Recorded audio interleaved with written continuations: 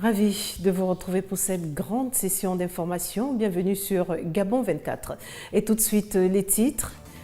Que faisons-nous de nos vieux? La question mérite une réponse au moment même où, au Gabon, on enregistre de nombreux cas d'abandon et de négligence. Bien vieillir nécessite une bonne hygiène de vie, une bonne alimentation et un peu d'exercice physique. La rédaction de Gabon 24 y consacre un dossier. Nous irons au sud-Soudan où l'ONU renforce son contingent en casque bleu. Les faiseurs de paix passent de 12 000 à 16 000 soldats dans un pays ravagé par une guerre fratricide. Dans ce journal, nous ferons aussi un détour au bord de la Tamise à Londres où un attentat sanglant a eu lieu ce mercredi devant le Parlement de Londres. Voilà pour le fil conducteur de cette grande session d'information. Madame, Monsieur, voici votre journal. Commençons par la page Gabon avec cette réunion conjointe des ministres concernés par les problématiques de l'éducation ce mercredi à la maison de l'UNESCO, 6 à Batterie 4. Nous sommes là dans le premier arrondissement de Libreville. Au centre de ces assises, la conception d'un plan sectoriel pour l'éducation au Gabon. En témoigne ce reportage de Linda Gaël Maganga et Hervé Aubian. L'élaboration d'un plan sectoriel de l'éducation au Gabon est le sujet qui a principalement retenu l'attention de l'ensemble des ministres en lien avec l'éducation sur toutes ses formes et les représentants de l'Organisation des Nations Unies pour l'éducation et la culture UNESCO et celle qui s'intéresse à l'enfant et son apprentissage scolaire. L'élaboration d'un plan sectoriel d'éducation est devenue une priorité dans de nombreux pays. Parce qu'il présente les politiques et les stratégies visant à réformer le système éducatif d'un pays, les plans sectoriels d'éducation constituent un formidable outil de coordination des partenaires et de mobilisation des ressources supplémentaires, nationales comme celles extérieures. Le dispositif structural, la prévision budgétaire et les propositions pour la mise en œuvre de ce plan qui constituera un outil d'assistance au suivi du système éducatif du Gabon ont été examinés et validés par principe en attendant l'approbation de l'ensemble du gouvernement. J'adresse mes vifs remerciements à l'UNESCO qui s'affirme comme le partenaire technique essentiel dans l'élaboration et la mise en œuvre des politiques pertinentes dans le domaine de l'éducation et qui s'est singulièrement impliqué dans la tenue de ces assises.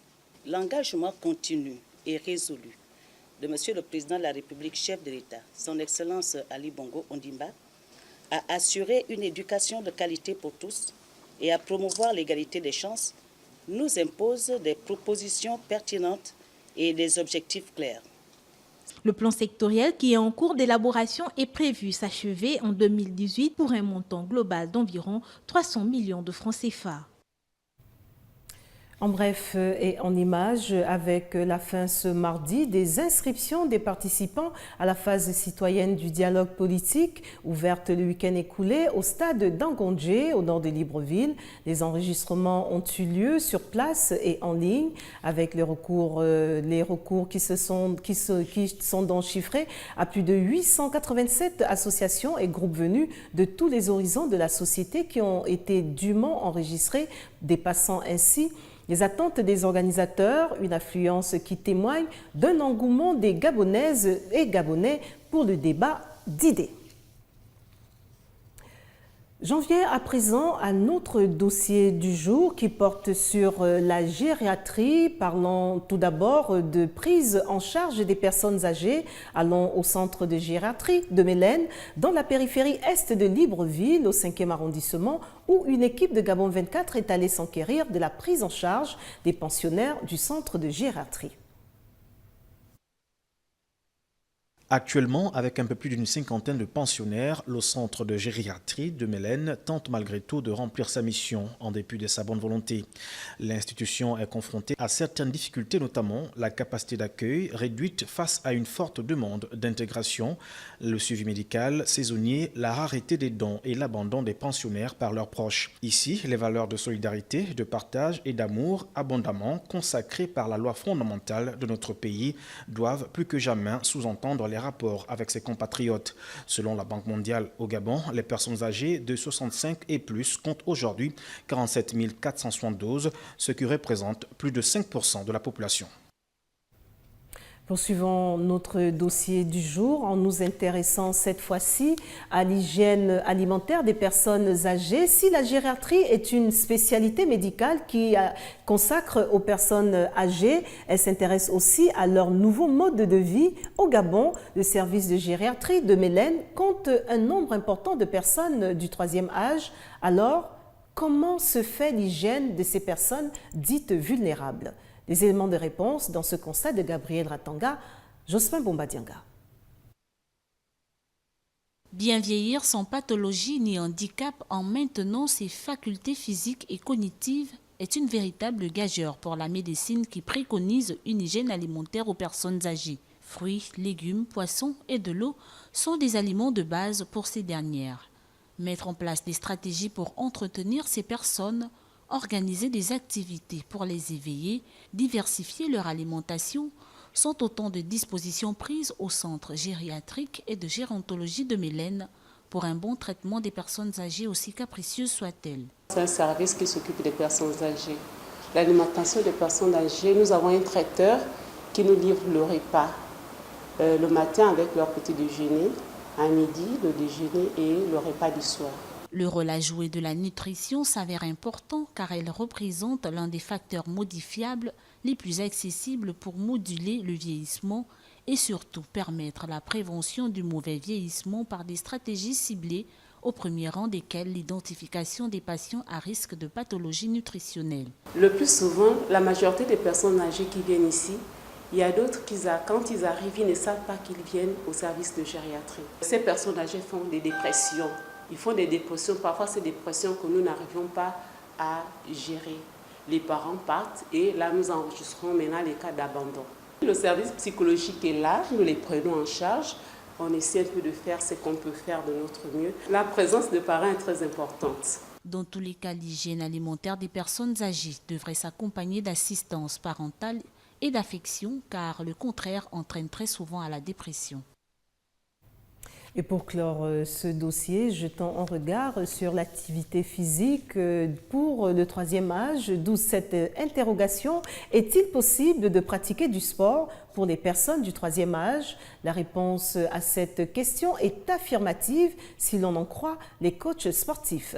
Pour ces derniers, tout est une question de cadre et de choix de discipline. Linda Gaël Maganga, Bertrand Osaga nous en disent davantage. Un éventail de disciplines sportives rend possible la pratique du sport à tout âge. Généralement, on a l'habitude de dire de 7 à 77 ans qu'on peut prendre le temps, on doit prendre le temps de faire du sport. En salle, vous avez la possibilité de faire du cardio. Le cardio qui est l'équivalent de, on peut dire, la marche. En venant faire du cardio, vous avez le tapis, vous avez le ski, vous avez du vélo ou le rameur. Toutefois, pour entretenir la forme physique, il est recommandé de pratiquer des activités adaptées, surtout pour les personnes du 3e âge. Une personne du 3e âge, si elle n'a pas de contre-indications, si au niveau de sa santé personnelle, elle peut venir en salle, être suivie par un coach, donc faire du vélo semi-allongé, ou le vélo debout, ou le tapis, plutôt marcher, et faire des exercices d'assouplissement avec un matelas aérobique et du renforcement musculaire au niveau d'une machine de dorsaux ou des abdominaux. Avoir une activité sportive fréquente est bénéfique pour la santé. La note d'économie de ce journal avec la direction de la compagnie pétrolière Morel et Prom et les employés grévistes qui annoncent la fin de la grève qui a duré plusieurs semaines. Un protocole d'accord a été signé ce mercredi entre toutes les parties aux négociations. En témoigne ce compte-rendu de Kevin Oswald Dukaga et Alex Nkoge. Les négociations auront duré près d'un mois entre la direction et la compagnie pétrolière française Morel et Prom et les employés en grève depuis des semaines. Dans cette salle à Libreville, les deux parties annoncent la fin de la grève sous les regards satisfaisants des ministres des hydrocarbures et celui du travail qui ont permis ce dialogue. C'est un événement plein de symboles. Plein de symboles parce que nous avons su démontrer qu'ensemble, sans partenaire aucun, mais les employés, l'employeur et le gouvernement, nous pouvons aboutir à des solutions heureuses. Nous ne pouvons que féliciter les deux parties pour la bonne compréhension. Personne dans cette discussion, je dis bien personne n'est sorti gagnante. C'est le pays qui gagne, ce sont les employés qui gagnent et c'est la société qui gagne. Les grévistes demandaient à la société de suspendre son projet de licenciement de 11 salariés qui avaient quitté le site de production Donald suite à une lettre de leur syndicat adressée à tous les employeurs et les employés du secteur. À ce jour, un compromis a été trouvé. On peut être que satisfait quand on réussit à résoudre, sous la facilitation des ministres de l'Emploi, du Travail et de l'Emploi et du ministre des Hydrocarbures, une situation de crise à laquelle, comme vous avez pu le voir, les employés ont activement participé à cette résolution. Et ça a été de notre côté aussi une prise de conscience que le dialogue est important afin de sortir à chaque point de toute question où il y a une crise. L'ONEP, l'Organisation nationale des employés du pétrole, n'a pas pu prendre part à ces négociations pour cause de procédure, ont indiqué les autorités gouvernementales. Et pour tourner la page Gabon, parlons de la subvention de la presse. La commission du secrétariat général du ministère de la Communication a débuté l'examen des dossiers de candidature à la subvention de la presse écrite ce mercredi à Libreville. Le point avec Miguel Mabika et Alexandre Nkogé. La secrétaire générale du ministère de la Communication, Clarisse Ditona, a ouvert les travaux de la commission d'étude des dossiers de candidature pour la subvention de la presse. Cette séance de travail vise à choisir les médias qui sont éligibles à recevoir la subvention selon les critères bien déterminés. Nous allons donc examiner les dossiers de la commission chargée de la répartition de l'aide à la presse écrite et numérique, exercice 2016. Elle se réunit ce matin à la demande du ministre en charge de la communication et elle va statuer sur tous les dossiers de demande introduits par les organes de presse. Alors, tous les organes qui seront éligibles donc, seront récompensés, bien sûr, et pour les autres, ce sera pour l'exercice 2017.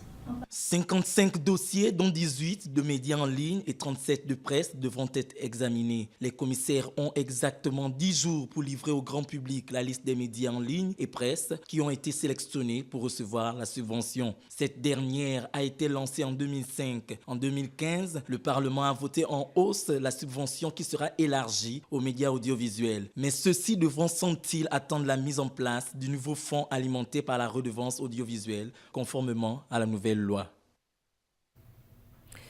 Et la page Afrique s'ouvre en Mauritanie. C'est ce mercredi soir que le chef de l'État devait réagir après le refus des sénateurs de valider le projet de révision constitutionnelle. Mohamed Ould Abdelaziz devrait donc dire quelles sont ses intentions. Le récit de Gabriel Ratanga. Décidera-t-il de passer en force ou attendra-t-il les sénateurs? Pour l'instant, rien n'a filtré. Au sein du parti présidentiel, c'est l'expectative. La plupart des membres de l'UPR disent ne pas savoir vers quelle option se dirige le chef de l'État. Et en attendant que Mohamed Ould Abdelaziz s'exprime, les ténors du pouvoir se gardent bien de faire des pronostics. La fronde des 23 sénateurs de la majorité continue cependant d'alimenter les conversations. Un des membres influents du parti ne veut pas prononcer de mots de traître, mais reconnaît qu'il s'agit bien de cela. Ces sénateurs n'avaient rien laissé paraître quand le président les a reçus. Dit-il, ils ont voté contre, c'est impensable. Pourquoi ces élus n'ont pas suivi la ligne du parti alors que les députés ont été beaucoup plus disciplinés? Aucun a son explication, mais l'important maintenant c'est de savoir quelles leçons le président va tirer de ce vote. Mohamed Ould Abdelaziz peut jouer l'apaisement et décider d'enterrer ou de réécrire son projet, avec ou sans la participation de la classe politique. Il peut aussi soumettre son texte aux Mauritaniens. Il faut alors que le référendum soit bien préparé s'il veut éviter un nouveau camouflet, prévient un observateur de la vie politique. Je vous le disais à l'entame, la première unité d'une force de protection régionale de l'ONU au Soudan du Sud sera déployée la semaine prochaine. Un renfort de 4000 hommes aux 12 000 casques bleus déjà présents dans le pays. L'annonce a été faite ce mardi par le chef des opérations de maintien de la paix de l'ONU, Hervé Latsou, au cours d'une visite à Juba. Le récit de Linda Gaël Maganga. L'Organisation des Nations Unies, ONU, se prépare à déployer plus de 4000 casques bleus en renforcement des effectifs au Soudan du Sud. La continuation du conflit n'est pas la solution. Car il y aura toujours un groupe ou un sous-groupe et nous remarquons qu'il y a toujours de nouvelles divisions ou défections et que la situation devient de plus en plus compliquée.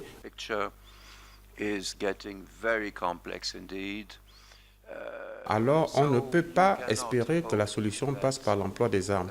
La solution doit être politique.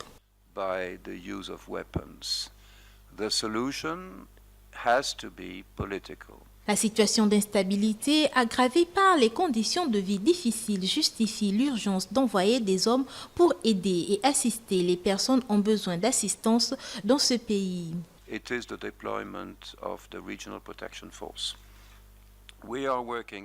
C'est le déploiement de la force de protection régionale. Nous y travaillons activement. On a perdu du temps parce qu'il y avait eu un certain retard dans l'obtention des autorisations. Mais nous faisons tout notre possible pour accélérer le processus et je pense que dans les semaines prochaines, vous verrez la première unité de la force de protection régionale déployée ici à Djouba. Et ce serait un signal très important.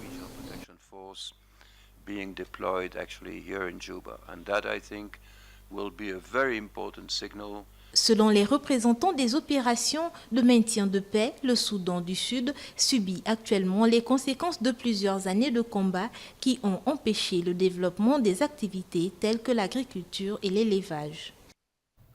Direction l'Afrique du Sud, où la police a annoncé ce mercredi avoir arrêté 3 personnes liées à un cambriolage suspect qui a visé la semaine dernière les bureaux du président de la Cour constitutionnelle à l'origine d'une vive controverse politique.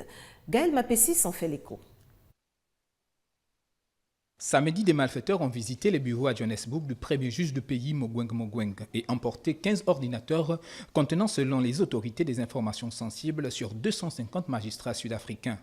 Les 3 suspects ont été interpellés à Mamelodi, un township de la banlieue de la capitale Pretoria, a précisé devant la presse le grand patron de la police.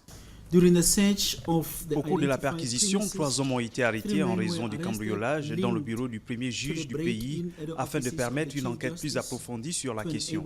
Divers articles, y compris des armes à feu non autorisées et des faux documents d'identité ont été saisis pendant les opérations.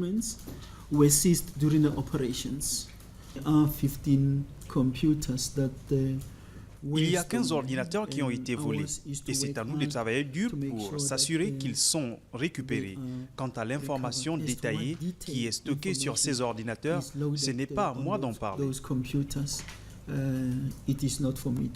Ce vol est intervenu 2 jours après l'arrêt très critique envers le gouvernement rendu par la Cour constitutionnelle. Dans ce jugement, la plus haute instance judiciaire du pays étrillait le gouvernement pour son incompétence dans une crise qui menaçait de remettre en cause le paiement des allocations sociales de 17 millions de personnes. Jugeant la coïncidence troublante, les 2 principaux partis d'opposition ont accusé le gouvernement du Congrès national africain, ANC, et notamment le ministre de la Sécurité, David Malobo, d'être impliqué dans le cambriolage. Place à vos actualités hors du continent. Tout d'abord, au détour d'une visite en Europe, le Premier ministre du Gabon, Emmanuel Issozé Ngondé, et des membres de son gouvernement ont fait une escale à Paris ce mercredi où ils ont été reçus par Christian Jacob, le président du groupe parlementaire Les Républicains. Le reportage de nos confrères de Télé-Sud. C'est un palais qu'il connaît bien pour s'y être rendu à plusieurs occasions lorsqu'il était ministre des Affaires étrangères. Aujourd'hui, Premier ministre, Emmanuel Issozé Ngondé est la première haute autorité de l'exécutif gabonais à se rendre en France depuis le début du 2e mandat d'Ali Bongo. Depuis la crise post-électorale en septembre dernier au Gabon, les rapports entre la France et le Gabon se sont un peu rafraîchis. Est-ce que ça veut dire que malgré cela, le Gabon peut quand même compter sur la droite ? Oui, c'est pas sur la droite, c'est sur la France. Vous savez, moi je crois beaucoup à cela. Il y a un pouvoir au Gabon, il y a eu des élections, il y a eu des recours, et nous n'avons pas d'ingérence à faire sur la situation politique gabonaise. Pour le président du groupe parlementaire Les Républicains, les relations entre le Gabon et la France sont à la fois anciennes et solides. Et au-delà de la politique, elles sont aussi économiques. De 2010 à 2014, le Gabon a connu une croissance soutenue de 6% que pourraient lui envier de nombreux pays occidentaux. Et avec la diversification de son économie, il offre de multiples opportunités d'investissement. Christian Jacob place ces relations sous le signe de la continuité. Il est important que l'on continue ces échanges, que ce soit dans la filière bois ou dans d'autres filières. Beaucoup de Français sont investisseurs au Gabon. Je pense qu'on peut développer notre action commerciale avec le Gabon, mais aussi plus largement sur le continent africain. Emmanuel Isozengonde est en séjour en France jusqu'au vendredi prochain. Il prend part actuellement avec d'autres ministres de sa délégation aux 10e rencontre internationale des partenariats publics-privés où le Gabon est le pays à l'honneur. Au moins 3 morts et 20 blessés graves, c'est le bilan de l'attentat ce mercredi à Londres, devant le Parlement où un homme a lancé sa voiture sur la foule avant de poignarder un policier et d'être blessé par la police. Le récit de Miguel Mabika. Une attaque terroriste a fait 3 morts, dont un policier et plusieurs blessés graves ce mercredi à Londres, où un homme a lancé sa voiture sur la foule devant le Parlement de Westminster avant de poignarder un policier et d'être blessé par la police. Lors de cette attaque qualifiée par la police de terroriste, a déclaré le responsable de la Chambre des communes, David Lidington, aux députés. Un porte-parole de Downing Street a indiqué que la première ministre Theresa May allait bien. Plusieurs témoins interrogés par les médias britanniques ont vu un homme franchir les grilles d'entrée du Parlement en courant et en brandissant un couteau. D'autres témoins ont vu 2 personnes étendues par terre devant le Parlement en plein cœur de Londres. La première ministre britannique Theresa May a adressé ses pensées aux victimes et leurs familles. Le Parlement régional écossais a suspendu l'examen de la motion devant autoriser la première ministre Nicola Sturgeon à demander au gouvernement britannique la tenue d'un référendum d'indépendance suite à l'attaque terroriste à Londres. Scotland Yard a annoncé depuis mars que les services de sécurité britanniques avaient déjoué 13 tentatives d'attentats terroristes depuis juin 2013 au Royaume-Uni. Direction les États-Unis où une réunion de la coalition internationale contre l'organisation État islamique s'est tenue ce mercredi à Washington. 68 pays représentés par leurs ministres des Affaires étrangères. Une première à ce niveau depuis 2014. En témoigne ce récit de Gabriel Ratanga. Ce sera l'occasion de faire le point sur les combats en Syrie et en Irak, mais aussi sur la position de la nouvelle administration américaine. À Mossoul, en Irak, les forces gouvernementales, appuyées par la coalition internationale, avancent, mais l'organisation État islamique résiste. Les combats pourraient durer encore plusieurs mois avant que la deuxième ville du pays ne soit libérée. Dans ce contexte, la grande interrogation est le degré d'implication des États-Unis dans la lutte contre l'organisation État islamique. Ce sont eux qui mènent la coalition internationale et la nouvelle administration, mais Donald Trump n'a pas encore clairement défini sa politique. Les déclarations de Donald Trump sont la seule indication, la promesse éradiquer l'ennemi. C'est notamment pour cette raison que la Maison-Blanche propose d'augmenter le budget de la défense de 10% au détriment de la diplomatie qui perdrait 30% de ses financements.